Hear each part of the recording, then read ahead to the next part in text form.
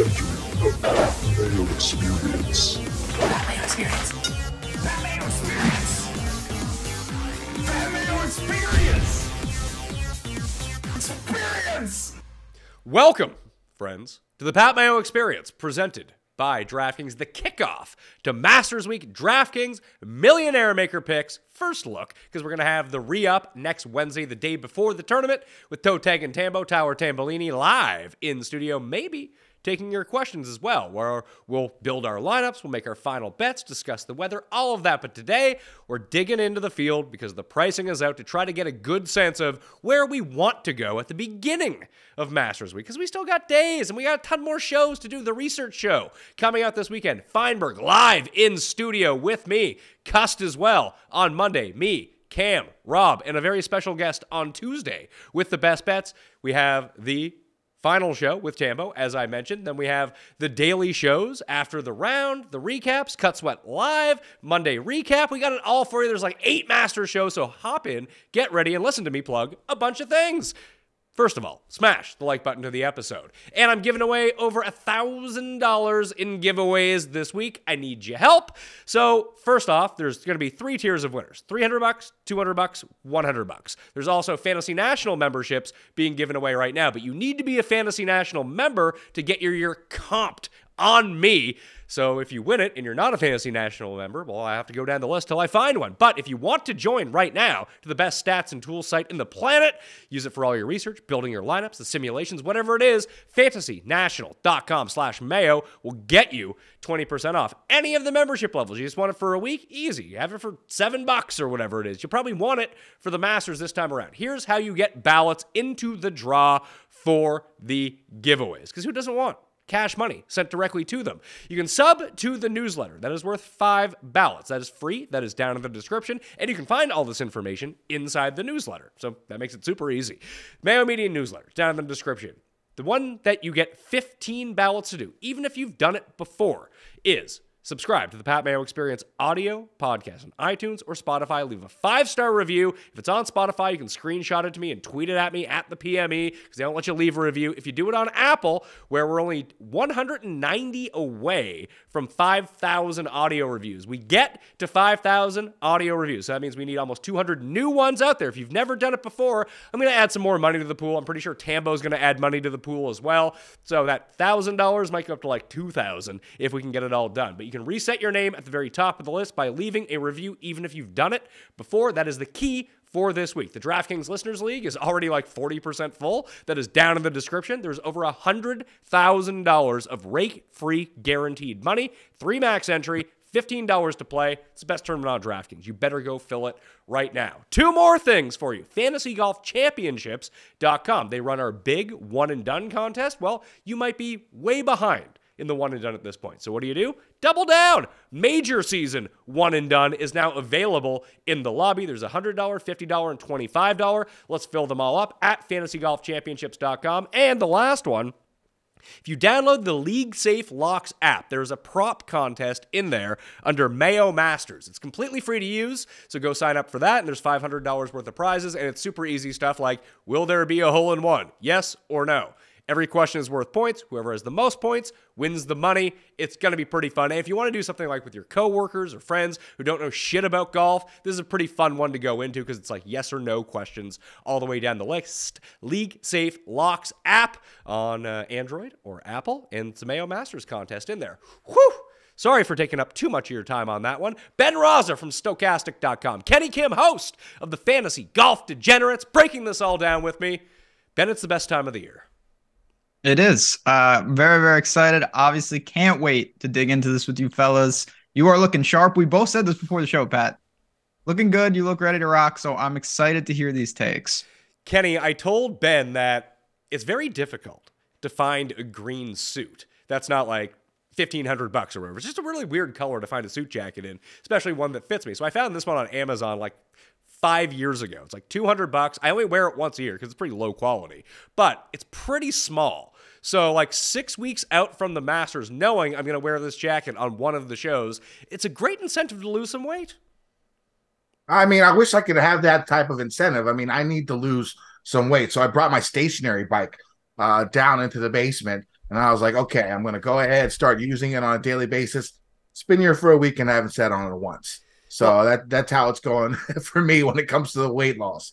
Well, it's probably tough because you're on the casting couch right now. I don't know if you really want to be riding your bike. I mean, maybe that's where you watch from. I don't know. Yeah, you know, I'm a fan of the casting couch. You know, I mean, it's comfortable. I mean, I know all these people that do podcasts have these ergonomic, whatever, chairs. Just get me a nice little casting couch, some pleather. I'm good to go. It feels like home.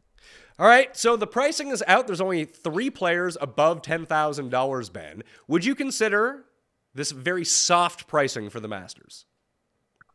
Yeah, I mean, at first glance, I think so.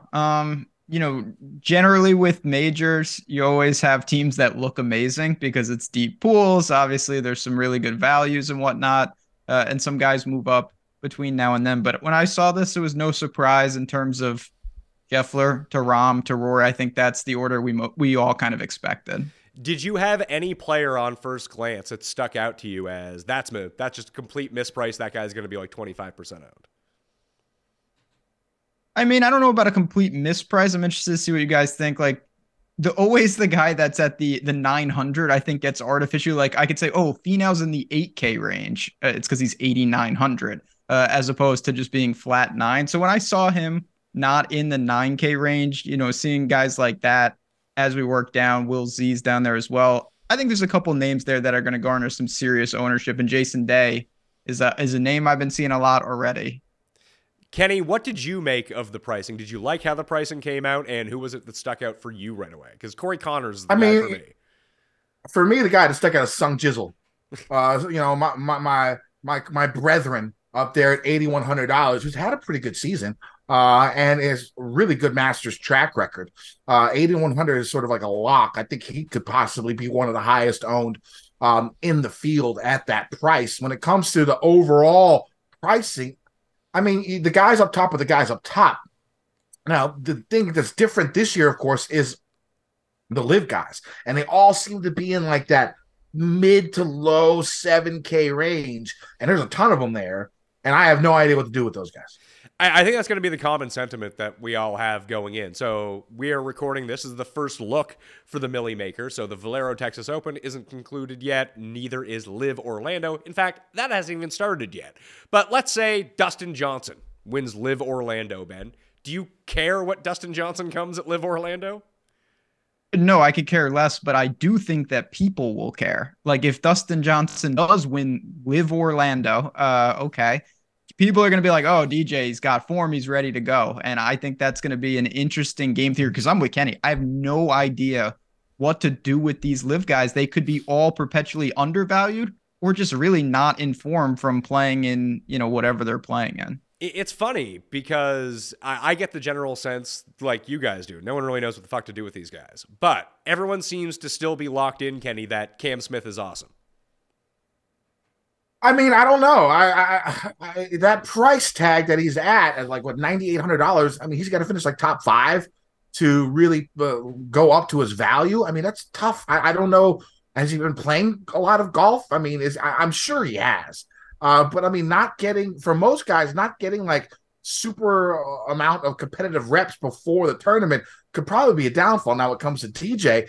I mean, like he only averaged about 20 rounds from the Tournament of Champions to the Masters every year. Now, the one time he won was the one where he had played like 2 weeks before and played a bunch because it was in the fall. So I mean, I don't know. I mean, I think when it comes down to the LIV guys, I think you're gonna look for a value, and like you know, some guys down on the bottom and like a Bubba at 6,900 or a Gooch at 6,700. Like you just need those guys top 20, and I feel like that's more realistic. Sort of, even not knowing what is really going on with these guys, it feels more realistic for like a top 20 or something.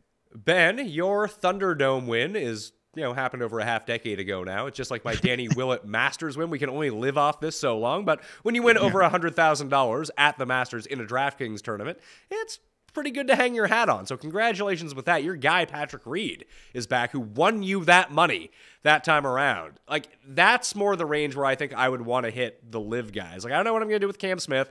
Pretty convinced I'm going to play Dustin Johnson. If everyone's going to play Jason Day at one price, just give me Dustin Johnson. I'll roll the dice on that, knowing he's going to be like 1/3 the ownership.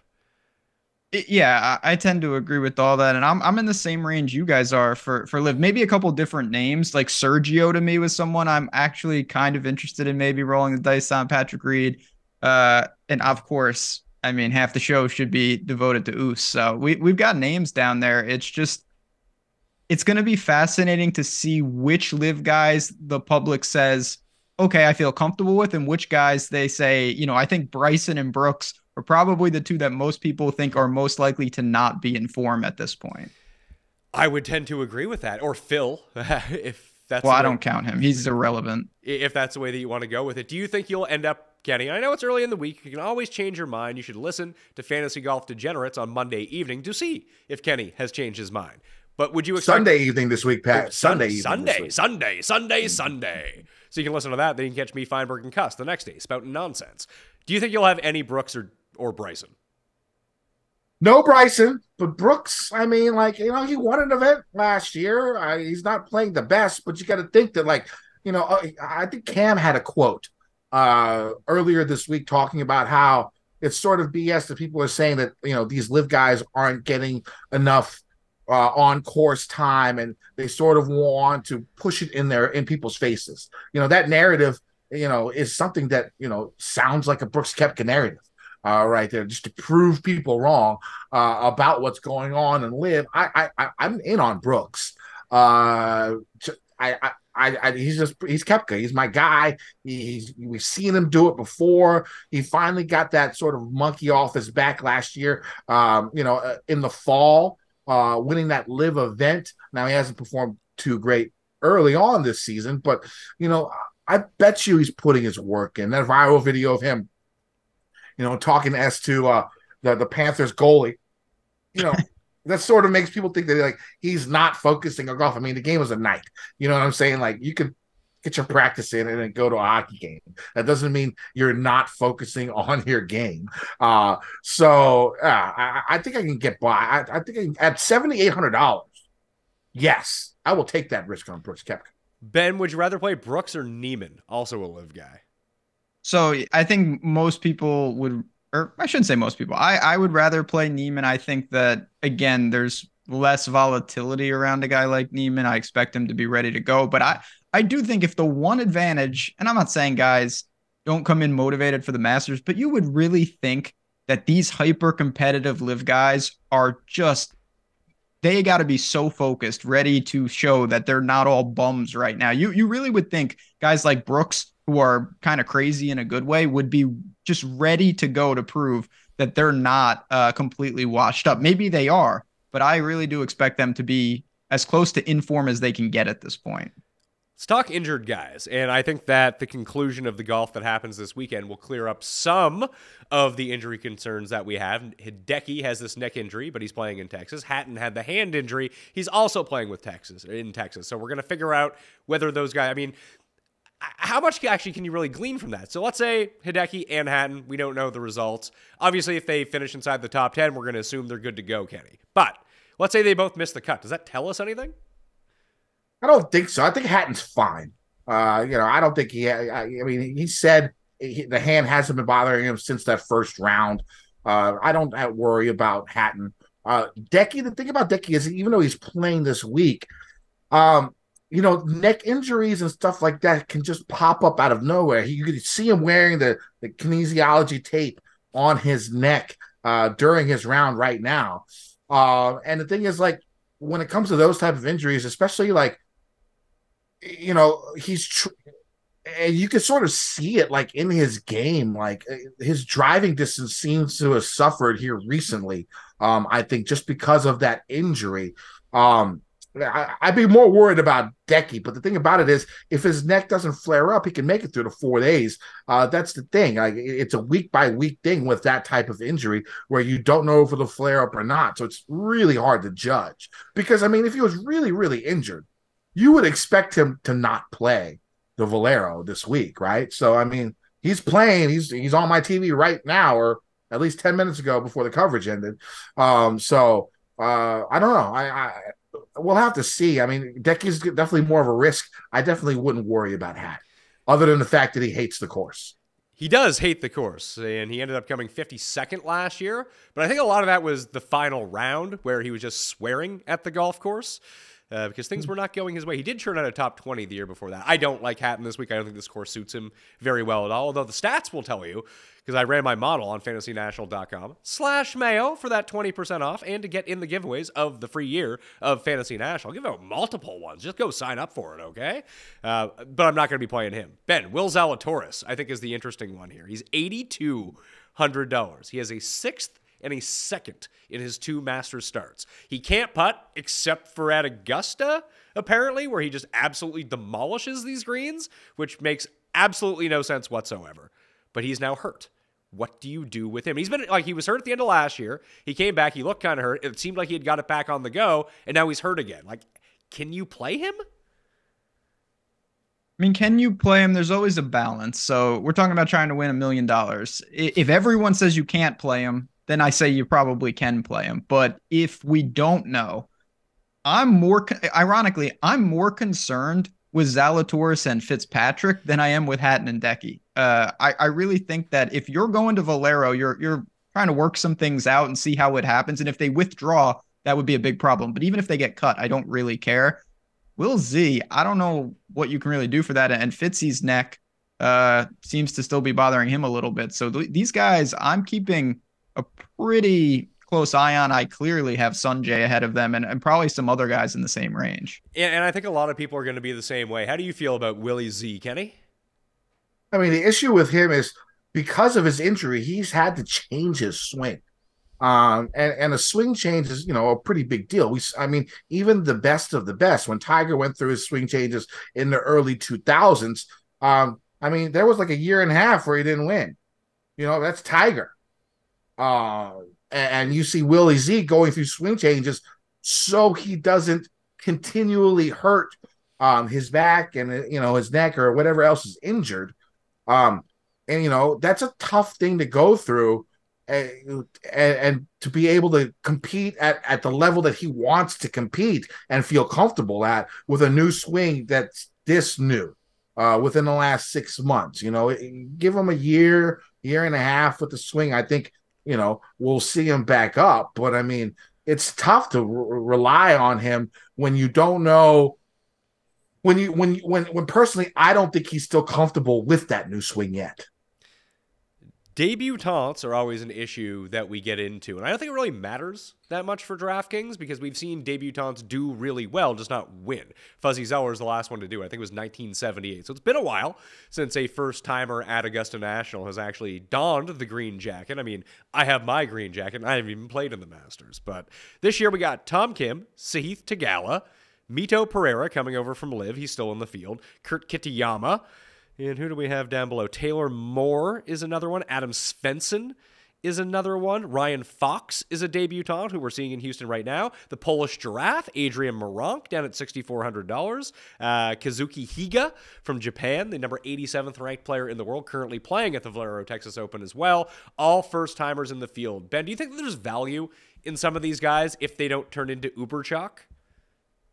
Yeah, I mean, I don't want to overreact one way or the other. I don't think we've seen time and time again, these guys each year seemingly get more ready to play. And I mean, Tom Kim, we've had basically his entire career so far of saying, well, he's never seen this course and he seems just fine at most of them. So I don't think it's a huge deal. Would I like my guy to have gotten some reps at Augusta, even if he didn't play well? I think absolutely. And there's a long list of guys from Reed to Decky who just got reps. They weren't necessarily killing it. They started to figure out the course and then they broke through. That's the much more realistic path. Yeah, I'm not too concerned about betting any of these guys to win the tournament, Kenny, but I think Tom Kim's a really interesting example. I don't know what to do with him because he's not playing good golf right now. Most of that is putting related at the moment. Obviously, he's never seen the course in a competitive format before, but I don't think anyone's going to use him.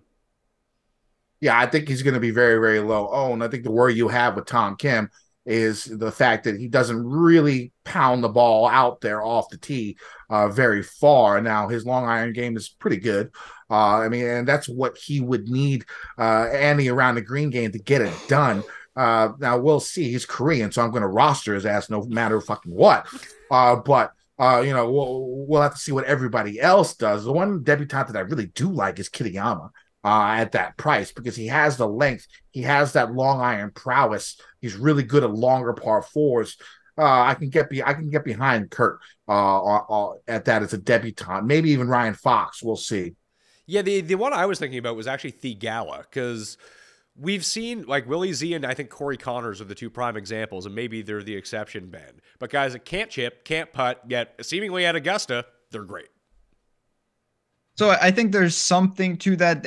Thigala, to me, is a guy that I might look into as we get closer. He's got a lot of if statements. If the conditions look primed for what he does, I think he could be okay. If it looks apprehensive, I think he could be in a lot of trouble. I don't think he's someone that I can say blanket statement, okay, he can deal with this course in all different iterations. If it's maybe a little more problematic, I think he could kind of be exposed in some of these areas. 60th in this field, Kenny, in strokes gained off the tee over the past 24 rounds for Sahith. Yeah, I mean, it's not great. I mean, the thing about it is he's like average to slightly above average in all the metrics that I'm looking at for the tournament, which, it's not bad for a $7,500 golfer, when you really think about it. I'm not sure about him. I mean, like, he doesn't have like that one really strong part of his game that can help him when it comes down to it. Overall, he's a very, very good player. Like I said, above average in all the metrics that I'm looking for, but he doesn't like excel in like one specific category that can possibly help him if he has some issues on the course. And so that's what I worry about with Thigala.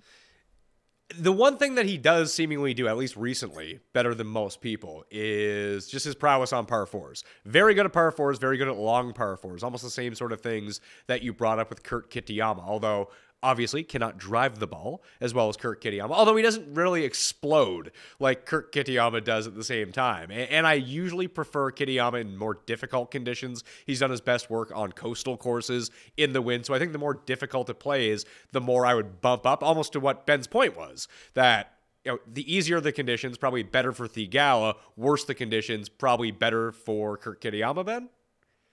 Absolutely. Again, I think when you get lower and lower, you have to start making qualifiers. Like, okay, I will play this guy if this looks like the forecast, or if this happens. And for me, as we get lower and lower, I would rather have a guy who's elite at one category and say he can survive because he can do that as good as the best players in the world, than a guy that's just kind of like pretty good at everything, but he doesn't have that get out of jail, I have this elite club that can bail me out. You can get into big trouble if you don't have that to fall back on here. There's 89 players in this field. The top 50 in ties are going to make the cut. There's no 10-stroke rule anymore. It's just the top 50 in ties. Thanks, COVID, taking that away from us, because it made the to make the cut parlays a bit more juicy, although over half the field is going to make the cut this time around, and really, you have a better chance than that, because one more player could get themselves in if they win at Valero. They'll be priced on Monday if that happens, but I mean, that just increases the field to 90. And realistically, if it's top 50 in ties, you're going to have like 55, 56, 57 more than likely end up making the cut. There are guys that might make the cut, but it's probably like a 20% chance, 15% chance. So I want to talk cross-offs before we really dig into who we want to take, because I think that's important for the Masters, is putting a big red line through people.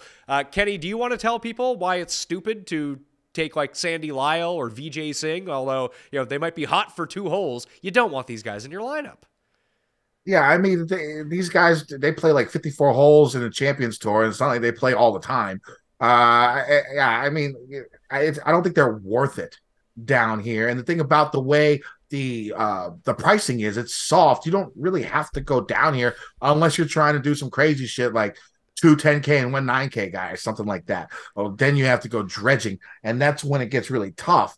And the thing is, like, the 6-6 percentage of the Masters is usually pretty high. So taking that risk down there for some guy who an amateur you never see, or an old guy who's a former champion who doesn't play that often anymore. I mean, you're taking a tremendous risk doing that. Just, I don't think it's worth it. I always equate it to, even if this guy makes the cut, Ben, as Kenny pointed out, there's a ton of 6s. They're not going to score enough to do you any good anyway if they make the cut. Even if it's almost like trying to hit a parlay for no reason. In some miracle, a couple of these guys will in fact make the cut, and they'll come in 52nd. And that's not going to help you either in a large field tournament. You need guys that are grabbing placement points. So it's just like, why are you taking on unnecessary risk? Not to mention, you have golfers that, I'm not saying they're going to soar through the cut, but you mentioned, Moronk and Svensson and these guys, they're a couple $100 more than the Larry Mizes of the field. So it's like, if you're going to even go stars and scrubs, at least get a guy that has some upside. And I don't see any way. Now, when Longer's just wearing the green jacket, you can follow me on Twitter. But assuming that doesn't happen, I'll be just fine crossing off all those guys at the bottom. I don't know how low I'm going to end up going, but I can't envision myself playing anyone below $6,400. And that includes Straka, Mac Hughes, Zach Johnson, Scott Stallings, Higa, Kisner. Kenny, I don't want anything to do with these guys.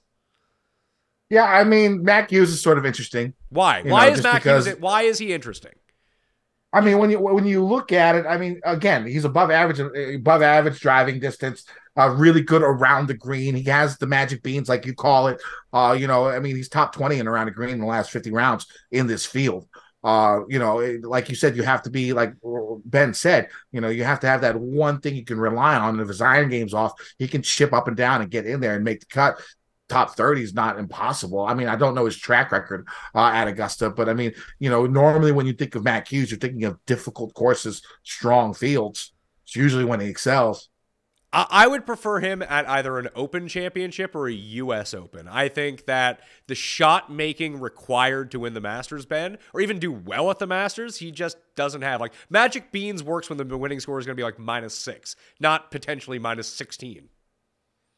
Yeah, I mean, even to consider him, again, I think you'd want adverse conditions, because then his best skill set makes it even more pertinent. Like, if it's an iron competition, I don't think Mackenzie Hughes is going to be the answer. Now, if it's an around the green competition, well, he's better than that than most. So I get it. But yeah, I think all in all, Schwartzel and co right above him are probably as egregious as I want to get. Yeah, even Schwartzel. I mean, he still has one of the best champions dinners. So he's got that going for him. Some real good food. Didn't he finish top 20 last year? He was T10 last year. Yeah. But he's coming off of a 46 at Tucson. Oh, on the LIV Tour. I mean, when you have to play against Danny Lee every single week, how are you going to win? Why even try? I mean, he did win his first event on LIV, right? The first time he played on LIV, he won, right? The first or second, if I remember, if I'm remembering correctly. Most wins in LIV history, probably tied for it. T1? Yeah. Moronk is the one that kind of stands out. I don't know how the hell Werner ended up in this field, but here he is at $6,500. The one that I made my first lineup right away. And I don't think that you necessarily need to go down to Moronk or Schwartzel or Phil. I mean, Kokrak, maybe Werner, whatever. What do you do with Cameron Champ? Because I actually did plug him into my lineup, Kenny. Yeah, I mean, again, he has that distance factor, and he showed up last year with a pretty solid finish. I mean, top 10, top 15, something around there. But I haven't seen him on a leaderboard, and I can't remember the last time I saw him on the first page of the leaderboard. It's been a while. So he has played 1, 2, 3, 4, 5, 6, 7 events since coming 8th at the Zozo Championship in October. He has mixed 6 of those cuts. It was T53 at the Farmers. But I actually, out of any course, I do play the course history game, Ben, at the Masters. And he was T10 last year and had no form coming in. I don't believe he's ever missed a cut at the Masters in his career. Yeah, 10th, 26th, and 19th. For whatever reason, he's just one of these guys who has not Augusta completely figured out, but figured out enough versus someone like a Mac Hughes where his skill set really plays here. Yeah, I mean, it's just a balancing act. So on one side, you've got a guy that showed last year he had in his last 5 starts before Augusta, he had nothing inside the top 60. Then he comes in 10th. He's obviously got that. You're balancing that against he just legitimately might be broke. I think that's a reasonable question. Is like, can you actually flip a switch? Maybe, but if you don't, it's going to be real bad. Then to go backwards, another positive, if he makes the cut, the guy scores so well. He could come in 47th and give you the 23rd most DK points. So you have a lot to weigh there. I just worry how bad this form is really alarming. Yeah, but like you said, going into the tournament last year, it's not like he was any good. And you mentioned a key name here because I think Moronk falls in this category, but he's a debutant, Kenny. And then you mentioned Ryan Fox, who's just been playing some really good golf worldwide over the past 2 years. He's been excellent, absolutely mashes it off the tee. But if you gave me the choice between Fox and Champ, I know it sounds crazy. I know Fox is the much better player. He got in because he's top 50 in the world. He qualified for this tournament. Cameron Champ is in this tournament because he was 10th last year. But for whatever reason, once we get to Augusta, I do feel like all bets are off. It's like the same reason that we keep going back to Spieth year after year. Yeah, I mean, I understand. Like, course history is extremely valuable. I think this is like the #1 correlated course when it comes to course history on tour that we see year in and year out. That's why we keep rostering the same guys year in and year out. And so, I mean, it just makes sense. Once you sort of get the hang of this course, it seems like it doesn't really go away. I mean, you look at Freddie. I mean, dude was like top 25s when he was like 55, 56 years old because, you know, he's played the course so much that he just gets it. And there is that factor where golfers who have played this course enough, they sort of find that zone where they know how to play this course year in and year out, and they do it and they succeed. Tiger Woods is, where is he here? $7,300. I guess I should have brought him up underneath the injured guys, but who knows how injured Tiger is. The last time I said don't play Tiger at the Masters, Ben, he won. So I don't know what to do. I'm not going to play him, but is that stupid?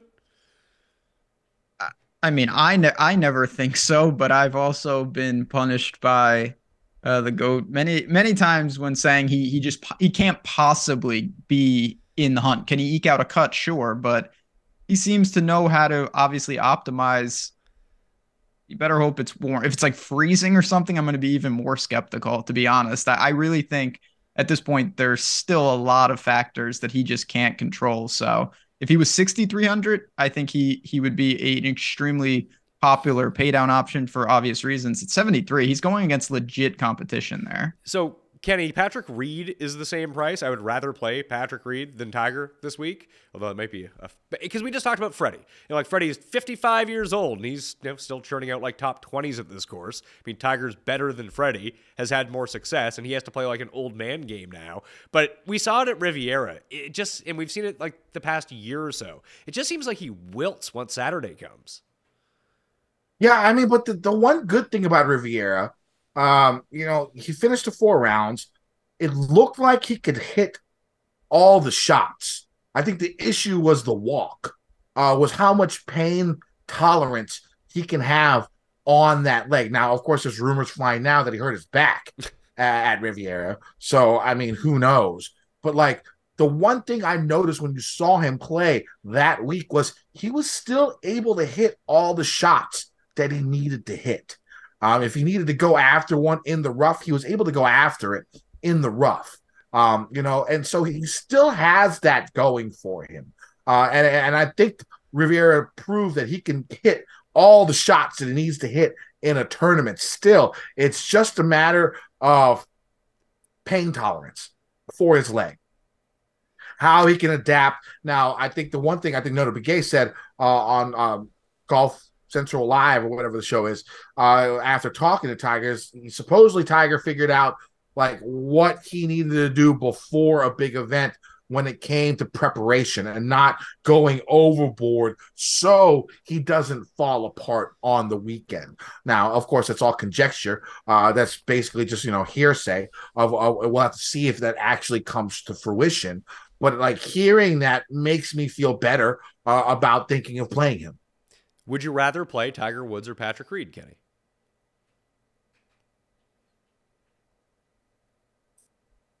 Patrick Reed. Would you rather, I mean, this is an easy one. Would you rather play Kim or Tiger Woods for $100 more? I mean, come on. I mean, do you see the eyes here? I mean, come on now. Come on. We got to go. We got to go. We got to go see what. Ben? Oh yeah, no, and Tiger's win was unbelievable. It's 4 years ago now. Like a lot has changed.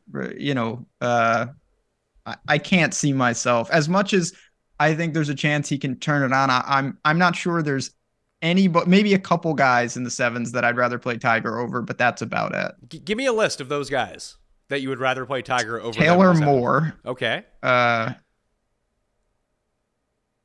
One. Horschel. If Scheffler was in the sevens, I would say him because I just refuse to do it. Yeah, Horschel. Get him out of here. Chris Kirk. It's about it. Like, honestly, I mean, I can't do it because this is my guy. But Aaron Wise is coming in with LIV form. Like, he might as well be on LIV because what he's doing out there is extremely disturbing. He did. He was so strong last year, and then he's been shitting. It's bad right now. Yeah, he has a top 20 in his only Masters appearance, so that's nothing to sneeze at here. He was T17. There we go. Remember when Peters made that run, and then he hasn't done anything since, but he was T4 in his debut, so you could think about him, I suppose. But yeah, Taylor Moore. I mean, he got the win at Valspar. It's a pretty good win. When you go back and look at the guys who have won at Valspar, Reed has lost in a playoff to Spieth, who has done really well. Obviously, he's won at the Masters. Reed has lost in a playoff. He's won the Masters. Charles in 2015 won Valspar. He won the Masters. Bubba always played well. DJ always played well. So maybe there's something to Taylor Moore this time.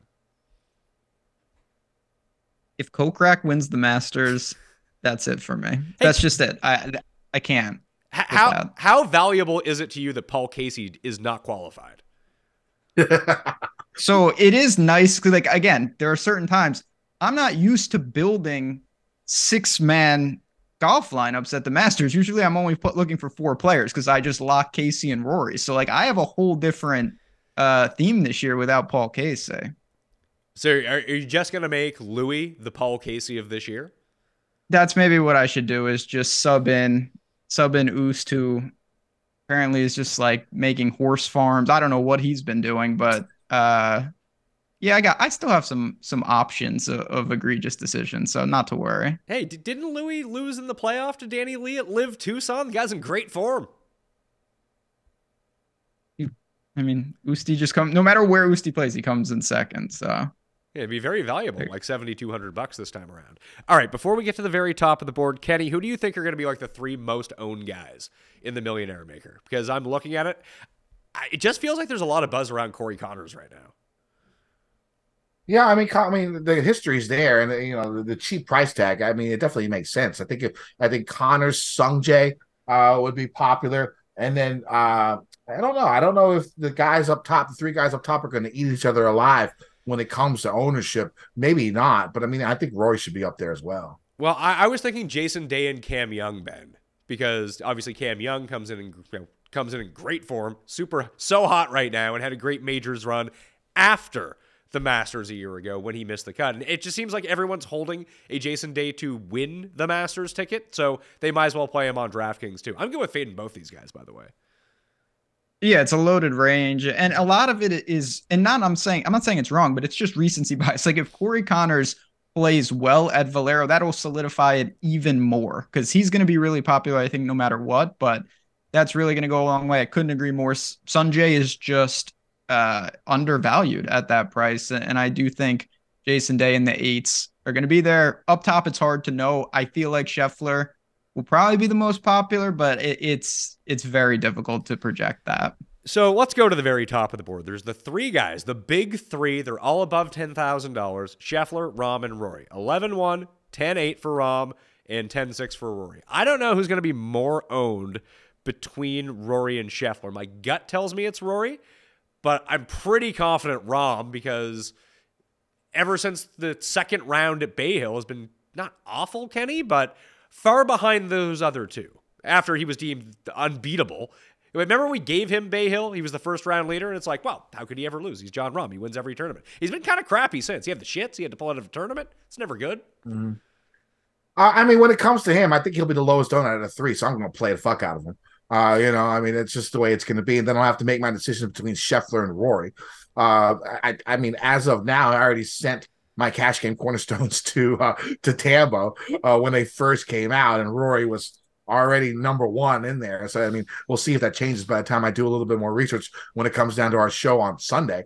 Now, the thing about Scheffler is, I mean, 3 guys have repeat championed here. Their names are Jack, Tiger, and Faldo. Is he as good as those guys? Can he do it? Maybe. I mean, the thing about Scheffler that's so amazing is, I mean, like I said this on my podcast, when he hits that driver off the tee, it looks like he's doing a goddamn crip walk. With his feet. It's unbelievable, and I don't understand how he can be consistent off the tee. And when he does make mistakes, it's a pull hook, but he gets out of trouble so frequently and so easily, and that's a huge part of Augusta. If you can get out of trouble, because you're going to be in trouble at some point in time in that event, you're going to be somewhere where you don't fucking want to be. Multiple times it's going to happen.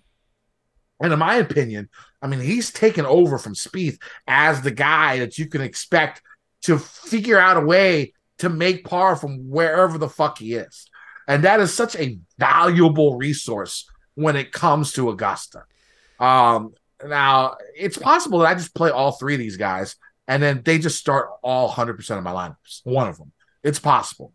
Because, I mean, just looking at it, again, I'm a little bit more conservative when it comes to GPP play, of course, than probably Ben is. I know, Ben, you like to – I don't go over like 45% on a single golfer in personal ownership when it comes to GPP. So I can afford to do that. It's not aggressive. It's very, very conservative, but I want to win something back in my GPPs. And then the goal is to just have like one opportunity to win a big one. That's it. That's all I'm looking for. And that's why I play a lot of cash, just so I can play every week and not go broke, which, the last few weeks I've been going broke since I've been losing in cash. But I feel good about the Valero, and I feel really good about the Masters next week. Well, I'm kind of the opposite, Ben, where I will outright fade one of these guys, maybe 2 of these guys, and then jam the other one in at like 60% and be on my way. If that guy doesn't win, I'm probably going to lose most of my money that week. But if he does win or finishes inside the top 5, I'm going to have a pretty good week. Because we drop down a little bit more. You got Cam and Spieth and Cantlay, Thomas, Homa, Morikawa, and Xander, all still $9,000 to $10,000. Kenny said he's probably going to start all of his lineups if he plays all 3 with one of those 10K guys. I know you're in the tank for Rory. I don't really need to ask you that. But can you imagine fading any one of these top 3 guys and just starting with Cam or Spieth? I mean, I always think there's some potential merit for that because I try to think what's the most logical thing. And to me, the most logical thing is to have one of the 3. They're just, I think, in a tier above everybody else. So most people are probably going to do that and probably take one of them and then pepper the 8K range. So if you want to be different, if you start and you say, like, give me Cantlay and Morikawa and Xander, like a 3-man to take on one of the elites, I get it. Is it my preferred build? No, I prefer going to get one of the guys north of 10, but that is always the risk reward. And for that reason, I feel, and this happens like every year, I feel like Spieth will somehow be lost at Augusta of all places. See, I don't feel I don't feel that. So. I don't feel it this time because he's actually having a good year. People want to rally behind Spieth, even all the biggest Spieth haters in the world. And I put myself into that group. Have kind of come around on Spieth in a weird way. Like, I like Jordan Spieth this week. I think he's a great price. I'm going to be using Jordan Spieth. I'm not going to bet him at 18 to 1. You know what I am going to bet him, Ben? First round leader, Jordan Spieth at like 30 to 1. That's the play this week. Do you expect, because I think this is an interesting dynamic, that people, if you took all of Jordan Spieth's ownership, will he be primarily the most expensive golfer on those rosters, or will he be the second man in to aggressive Rory Spieth teams or Scheffler Spieth teams? Because I think that's going to be the interesting dynamic. So you hit on it. I was started to build a lineup of what do you think the most common starting 2 are going to be in lineups in the Millionaire Maker. Pretty sure it's going to be Rory and Spieth, Kenny. Yeah, no, there's no doubt in my mind about that. And luckily, here's the thing. I have Rory plugged in as one of my cash game cornerstones. So I'm going to use him in cash. And so Normally for those cash plays that I have, I don't go over 20% on GPP. So that gives me some flexibility to still go up top, maybe 30 and 30 with Rom and Scheffler, and still be able to make 20% of my lineups starting in a 9K range. Just to be a little different. And that's probably the way that I'll go. It's possible that I fade Scheffler and just play Rom and Rory. But yeah, I think when it comes down to it, just looking at it, the first cash build that I had was Rory and Spieth. Now I just couldn't feel comfortable enough with the guys lower. So my cash build for now is Rory and Finau. And so that's how I'm going with it. But I think for GPPs, because, there's a lot of good golfers in that lower 7K range. So if you go Rory, Spieth, and then 4 guys from 7,100 to 7,800, you can make some really good lineups. It's not that difficult. I completely agree. But here's the issue. When we're thinking about projecting the ownership and how the most common builds are going to start, Ben, you can have me, you, and Kenny. We're all using different sites. I recommend that you use fantasynational.com/Mayo for 20% off. But no matter where you use, that's going to dictate a lot of the ownership. But because the Masters is the largest tournament on DraftKings, you're going to get more of the public wave coming in. So if people do start Rory and Spieth, which I think is going to be like just click, click, let's figure out the rest. The problem is, I don't see who the guy is below Tiger. Maybe the answer is Tiger. But like $7,300 and down, who is the guy people are going to?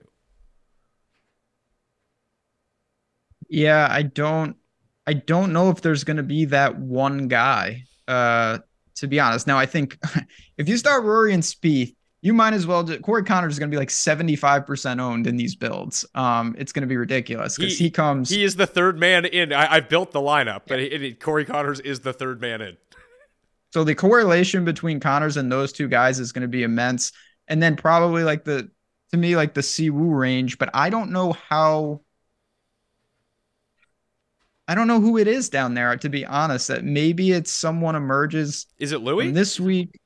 I honestly almost said Louis, but I didn't want to be shamed. Yeah, but I don't know. Like it could be Bubba. It could be Louis. I'm seeing at least Fantasy National users in the 3 hours that the pricing has been out. They seem to love Willett and Hoagie and Keith Mitchell. Those 3 are being starred more than anyone else. I don't know if anyone's actually going to end up using them when Thursday rolls around, but I just feel like the LIV guys are going to be severely underowned. So Louis fits that category. I tend to agree. I think they are going to be underowned.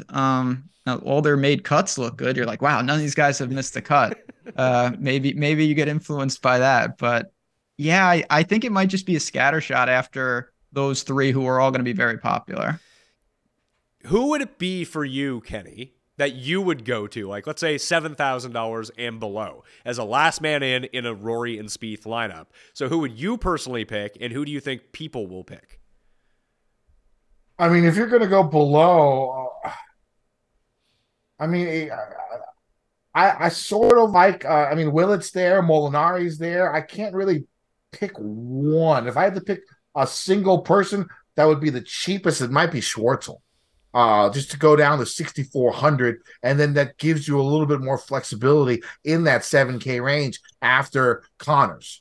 Then you might be able to go up to. I haven't done the lineups yet, but you might be able to go back up to 7,500 for your 5th play. You can. So the lineup that I've built right now, I actually just took Connors out, Ben, because although he still fits in this lineup if you want to, but like you said, that's probably the very clear next man in. So I have Rory Spieth with Siwoo and Minwoo. I mean, you got to play Minwoo Lee because he's going to win this tournament, so I might just lock button him.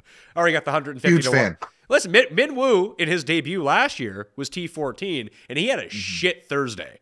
And he rallied the entire week, and he's playing some good golf coming in. Love me some Minwoo here.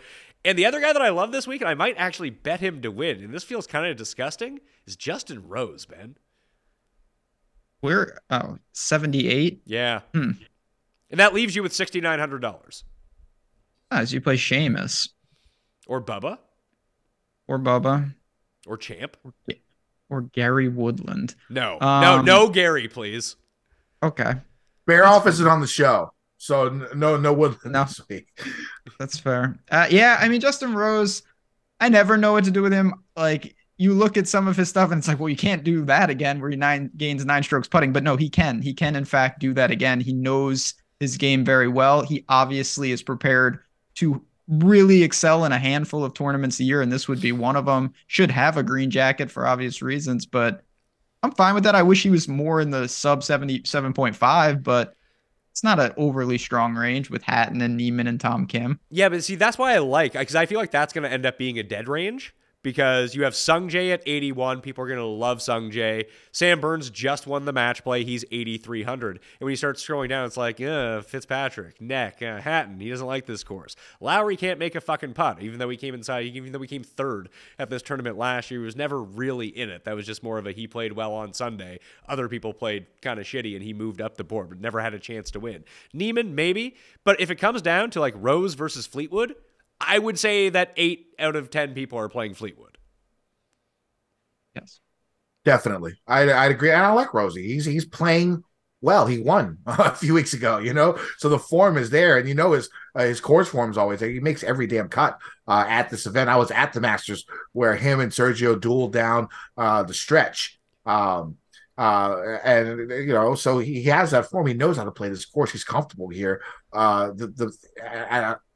never forget. I was it was like a Wednesday or Tuesday practice round that I went and I saw Rosie hit, and he was on the 10th tee, I think the 10th tee, the one with the huge right to left downhill par 4, 11, and there was that could be it was either 10 or 11, and there was no. There was no one there. It was the end of the day. He came in like 5:30. He was just going to play a quick 9 to practice. So we gathered around him to watch. There's like 10 people, 15 people, and one of them asked, like, "Why should I bet you at 66-1?" And Rosie was like, "Watch this." And then he hits this drive, this 3-wood, immaculate, right to left, just beautiful. Goes down the slope, rolls all the way down the hill, and he turned back to the guys like, "That's why you should bet me." And so I actually had Sergio and Rose on my card that week. It was one of my best Masters ever, because I watched Sergio on the putting green, and for like 30 minutes, he didn't miss a putt. Sergio didn't miss a putt for like 30 minutes. He was doing the around the world drill from 10 feet, and then he'd do it from 15 feet. And he was, I don't remember him missing a single one. And it wasn't like an easy pin location where it was flat. I mean, that wouldn't do anything for his practice.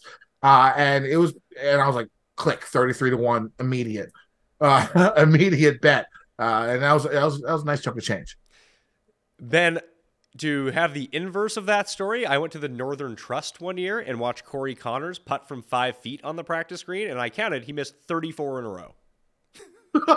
That's oh my God. Yeah, where you're just like, well, I can't bet this guy. I always wonder, like, how much would I be influenced?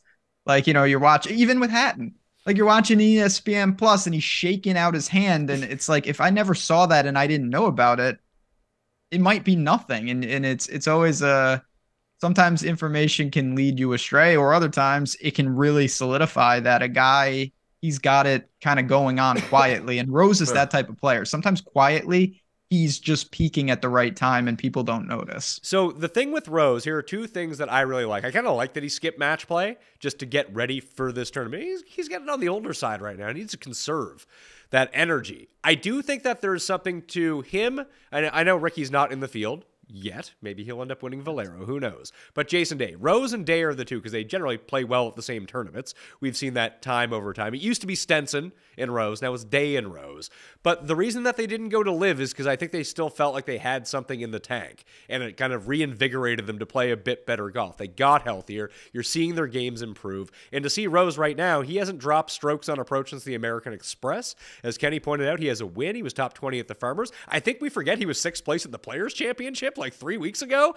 And at the Players and Valspar, gained big numbers off the tee along with the approach, which is not something we had seen. He had dropped in like 4 straight previous to that. If he can figure out his driver at this course, I like his experience here enough. Do I think he's going to win? No. But he's $7,800. I think that he'll be, give me a projection right now. Ben, then Kenny, I'm going to go 12% on Justin Rose. That's my guess. Ben. Yeah, I was going to say 10%. I think it's right in the ballpark. Yeah, I don't think it's going to be single digits, but I think 12 is safe. I mean, the thing about another thing about Rosie is if you're looking for more narratives for Rose, I mean, he really wants to make that Ryder Cup team. I know him and Luke Donald are boys, so he probably should make it, but I think he wants to earn that spot. A Masters win would probably do it, So, or a and Masters top finish, and then he play the way he's playing would probably do it. for years, it was always like when you looked at the lead-in form for the Masters, that it was you either won at some point during the calendar year, or you had like 3 top 10s and 5 starts. And Hideki kind of blew that up the year that he won.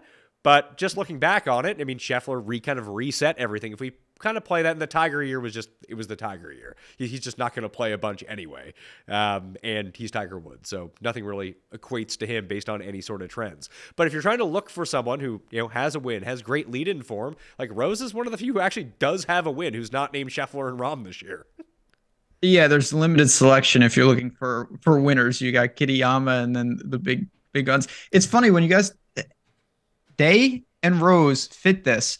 There is one more guy that does, but he's just playing terrible. And Adam Scott is someone I thought was going to go to LIV as well, and he stuck around to come in 65th at the Genesis and lose 7 strokes on the approach at the Players. I would like to back him. I don't think he's going to be popular at all. I'm just not sure what exactly you can get from him, and that obviously is concerning. I mean, you haven't seen. Oh, sorry. I'm sorry. Go ahead, Pat. I was gonna say, he's finished inside the top 30 once in the past 5 years at Augusta. He was T18 4 years ago, Kenny. Yeah, that's exactly what I was going to bring up. Like his form at Augusta hasn't been great. So I mean, it's sort of tough, and his current form, hasn't been great. I mean, if you look at Dave Tyndall, he does that trends piece every year for the Masters, and basically when it comes to like current play, like current form, like the last 10 winners all had a top 30 in one of their last 2 events prior. Like 7 of the last 10 winners had a top 5 in a stroke play event in the same month of the Masters or the previous month. I mean, there is definitely some large merit to current form when it comes to winning. Now for DFS, of course, it's a little bit different. I mean, guys can come out of nowhere, like Cameron Champ, like you said, we talked about earlier in the show, can do that. But like, so if you're looking for guys that don't have the best current form, but you sort of like, I mean, looking at guys in the cheaper price range for that type of situation would probably be a good way to go, just to find value. Now, if you're looking for someone in the 8K range or above who doesn't fit those criteria when it comes to that current form trend, that could be a cross-off. The guy that doesn't fit the current form trend really is Finau. Like, he's playing fine. That's about the best you can say for him. Well, here's the thing. I love Finau this week. I bet him. He's one of my favorite plays at 8,900 because if you look at his iron play, which of course Augusta, that's what's important. It's unbelievably good. And I think it's consistent. Like when you look at these rankings on your models, a lot of the times, sometimes it could be skewed because one guy one week, like Cam Young, when it came to the stroke play event. I mean, I know there was no strokes gained in that, but like people correlated what strokes gained it would have been. He would have gained like 10 strokes on the field with his irons for that week. And you see spikes like that, it'll sort of make your model a little bit weird. The thing about Tony is it's like 3.1, 3.4, 3.6, 2.9, 3.2, something like that. I mean, very, very consistent. It seems like he's been playing a C+ game all year, and he's just knocking out these top 25s. I love him this week. I don't know how popular he'll be. Hopefully not very popular because I want to roster him. I mean, I'm guessing he'll probably still be 15, 16% just because of his price tag and what we've seen from him, the broken ankle Masters top 10. I mean, that was incredible stuff. So, but I love Tony this week. He's one of my favorite plays, super consistent. I actually, before the year, I said him and Rahm would be 1 and 2 by the end of the year. I don't know if that's going to happen now. But I just really like his play. I think a major win's coming for him. He had that, he sort of got that monkey off his back last year, won a couple of times. He's not worried about it. Give me some Finau this week. I have the similar feeling, Ben, about Morikawa. Like when you go back and look at the peak year when guys tend to win the Masters, it's usually between like their 4th and 6th time that they've seen the course. This is Morikawa's 4th year at the Masters. The other big trend to look at when you try to project out a winner is, do they get better at Augusta National every single year? And guess who does? Colin Morikawa, my guy. I know it's been a bit shaky for him so far this year, but I think a lot of people selectively, and I try to remember the good parts about Morikawa, and it seems like a lot more people emphasize the parts where he is not so good, like when he's dominating the Players and then can't do anything for the next 3 rounds for unknown reasons, but still ends up coming 13th at the Players. He has a 2nd place finish to Rahm at the opener. He has a 3rd place finish. He has a 6th place finish. So he's actually having a pretty good season. And his 3 results in his career at Augusta: 44th his debut, 18th, 5th last year. The chipping and putting doesn't seem to be a problem for him here. No, I mean, there's a lot to like, and yeah, it's all how you frame it. It's Morikawa is close to having an unbelievable year, and you expectations mid-tournament have taken over, and he's melted a little bit at times, and you know, but if you zoom out, there's a lot to like. Clearly Morikawa is trending upward. I think the most polarizing option has to be Max Homa, who's had no success, but there's a very big argument to make that Max Homa is just a different player at this point, and his previous Masters results just aren't indicative of anything, because he's just so much better right now than he ever has been. Not doing it. Fade for me. Yeah. I think most people are going to take that stance. Do you think Morikawa or Homa is higher owned? Morikawa. Yeah, I would say Kawa. I would say Morikawa when it came down. Who do you like better between Morikawa and Xander, though? Morikawa. I mean, that. Do you? Sanders. Yeah, what he did last year here, he shouldn't be allowed back. He was in the Larry Mize territory. Yeah, he was horrible last year, but he has a runner-up. He has another top 5. He's been playing good golf. He looked good in the match play.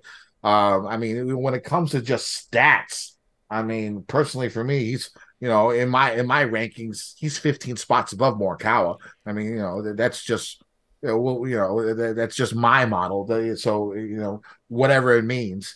But I mean, I sort of like him better than Morikawa. I know Morikawa is your boy, and I could be biased too, because I don't think I've ever been as angry in my life as when Morikawa lost to Rahm after having like a 27-stroke lead going into Sunday. And of course, I had that Morikawa ticket, and I was already spending the money.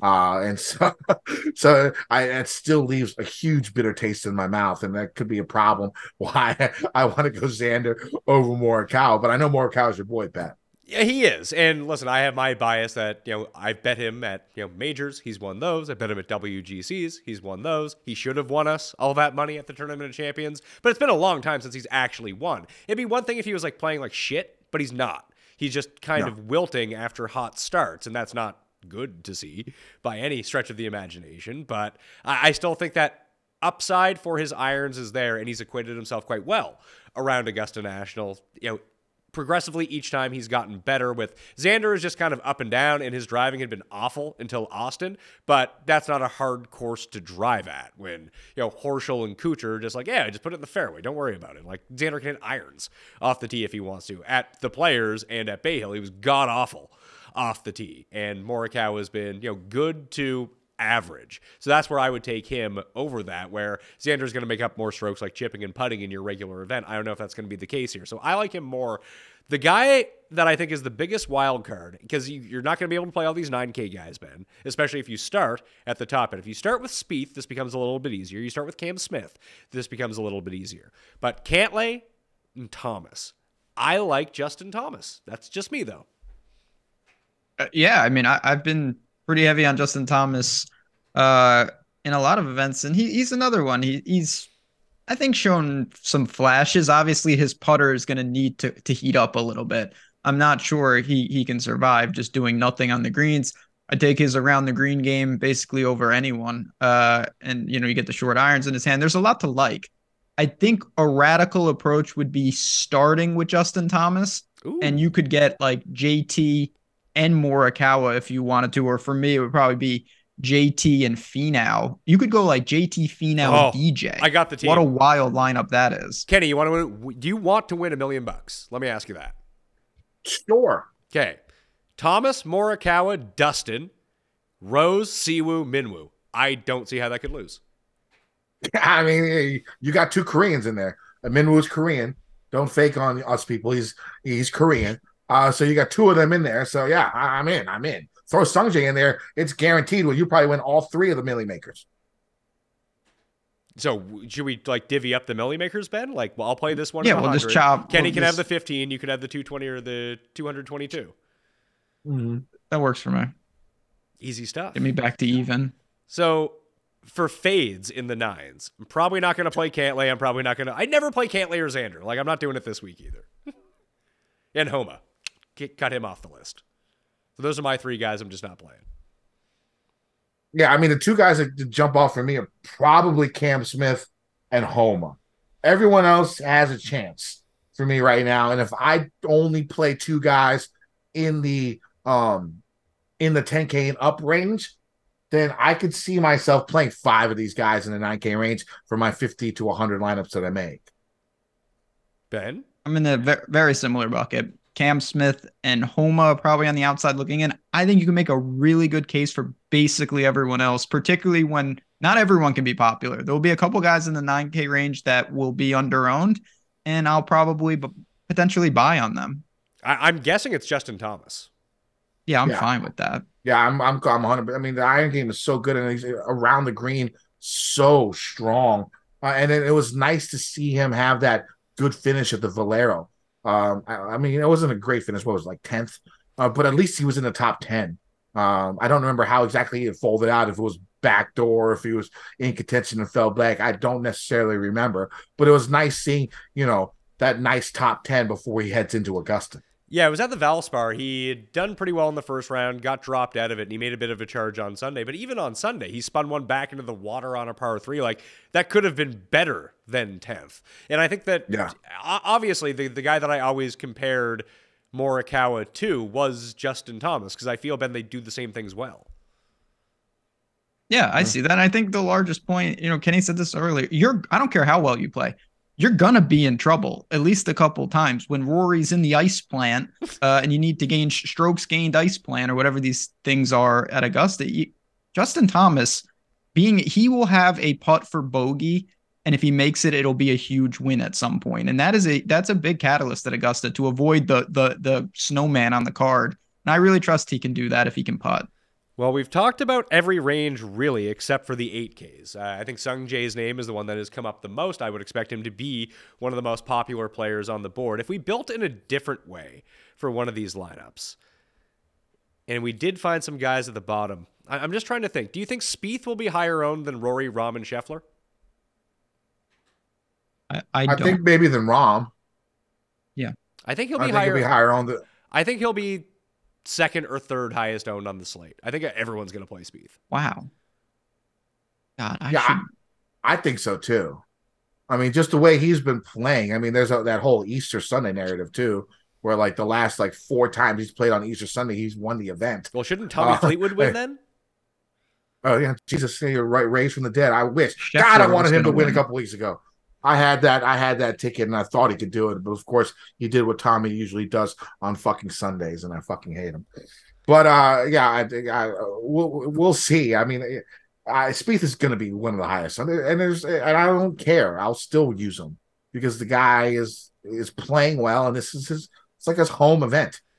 So if we start with Spieth, which I do think people will do, Ben, and then we throw in Sung Jae, who we expect to be popular, and Corey Connors, who we expect to be popular, that gives you $8,200 left for 3 spots, which means you can get to these guys in the 8s if you want them. You can get 2 of them and then drop back down a little bit. And I'm kind of convinced, as we talked about earlier, Kenny's mentioned Finau a little bit, and as you mentioned, because he's not 9,000, he's 8,900. That's going to give him a boost in ownership, and people like Tony Finau. Plus, he has a good Masters history. As Kenny pointed out, the approach has been good. He's going to be very highly owned. I mentioned Day and Cam Young earlier. Who do you think ends up on more rosters, Day or Cam Young? Day, particularly Spieth rosters as well. You think that the type of person that would start with Spieth would pick Jason Day? Yes. I actually kind of agree with that. So we throw Day into this lineup at 8,700, Kenny. We still have $8,000 left per player, which means we could go Cam Young, Tiger Woods if we wanted to, or Patrick Reed, whoever it is. But I think there's ways that you can manufacture some of these 8K guys in. It's a bit more difficult depending on how you want to start, because no one really wants to fade everyone above $9,000 except for Spieth, I'm pretty sure, which means we're going to get some nice values in here. Who do you think the guy that no one owns is, and why is it Victor Hovland? In the 8K range, it's definitely going to be Victor Hovland. I think you're 100% correct on that. And, it's just that, we haven't really seen him perform as well as we expect this season. And that's probably one of the reasons why we won't be seeing him high up on the ownership board. Also because, he can't chip with a fuck. That would be a problem for him. Like we've been saying, you're going to get in trouble.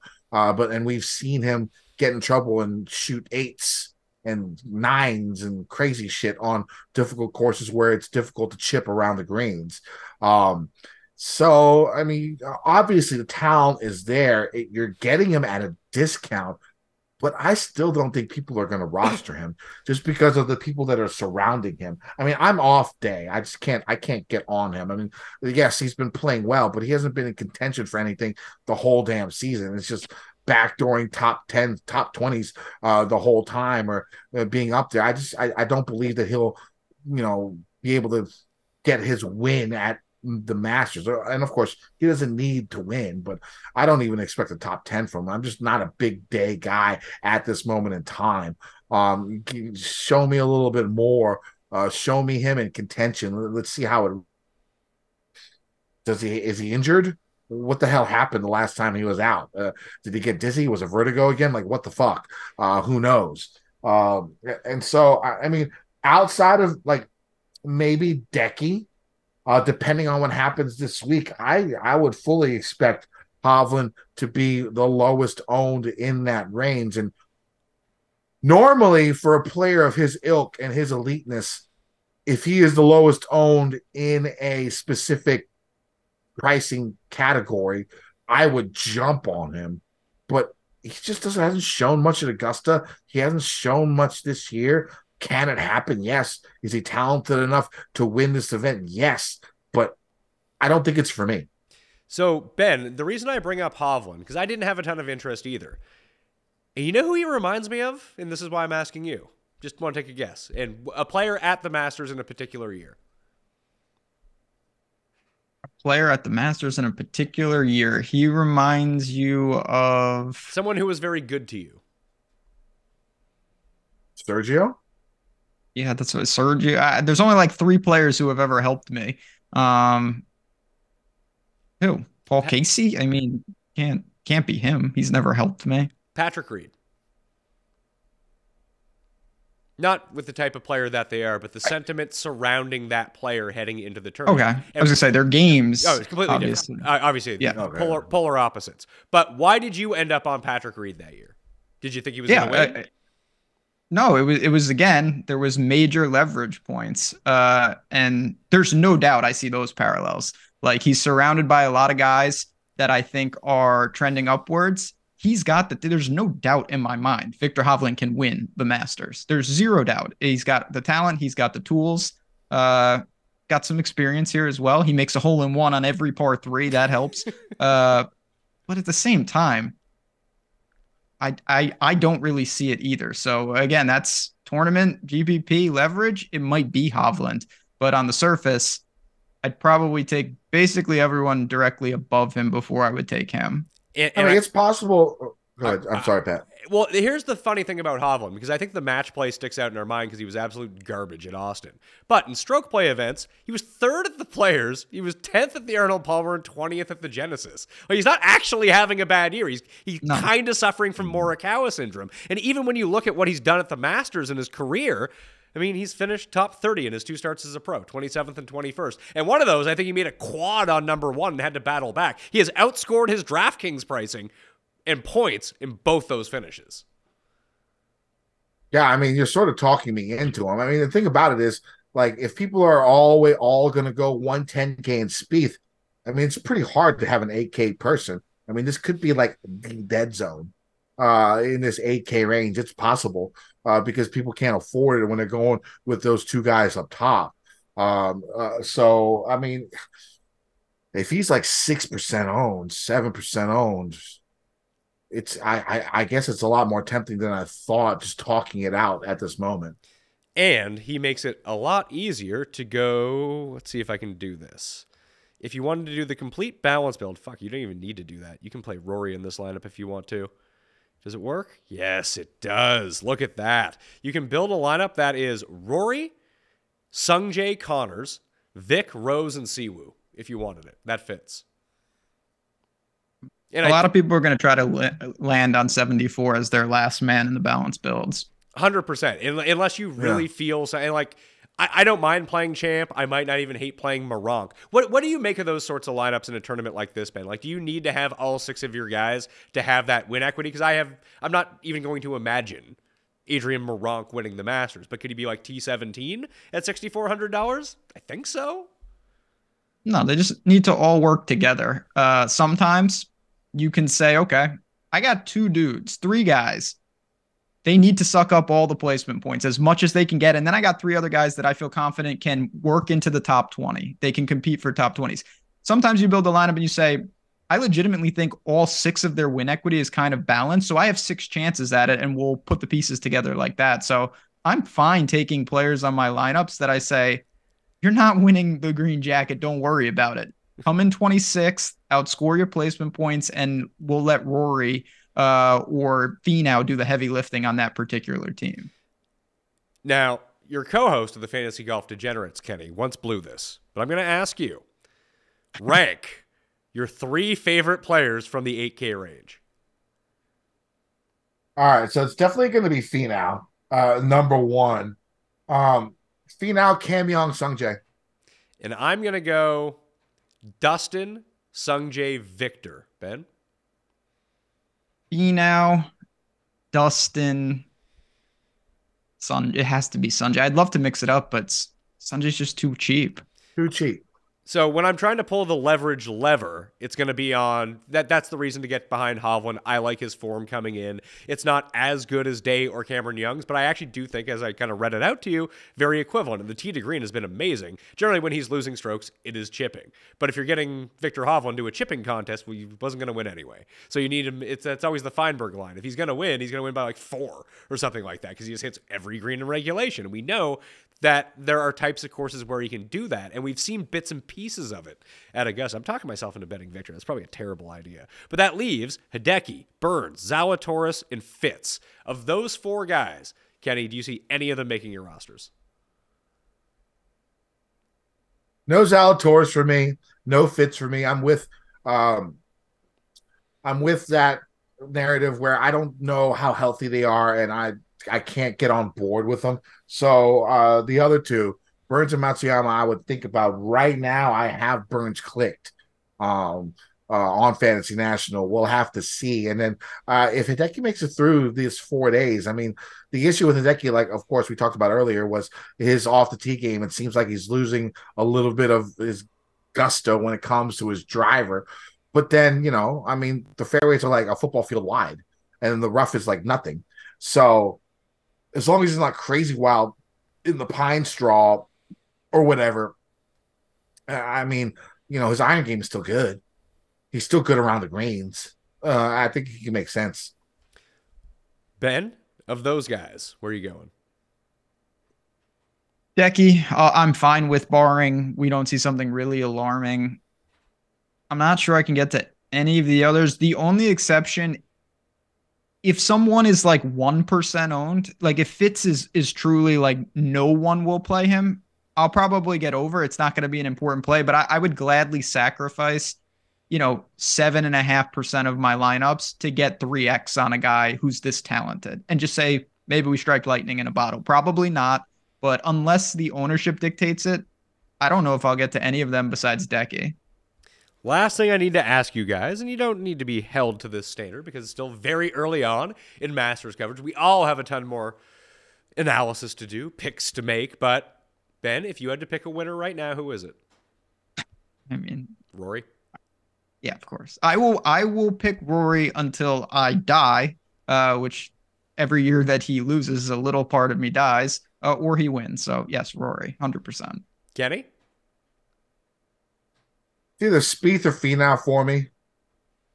I'll go Spieth. My pick is going to be Minwoo. Not backing off this.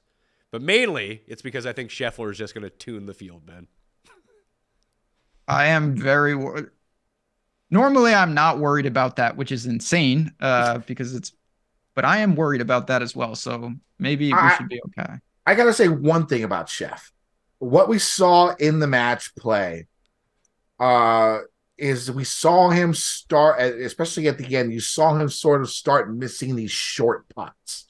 He missed a couple when it came down to it in his last on Sunday. And the thing is that was sort of his thing, like he never misses those putts. And putting is, I'd say, even more mental than anything physical that you could think of. You know what I'm saying? Like if you're confident in your putter, if you think you're the best putter, it's gonna go into your game and you're gonna putt well.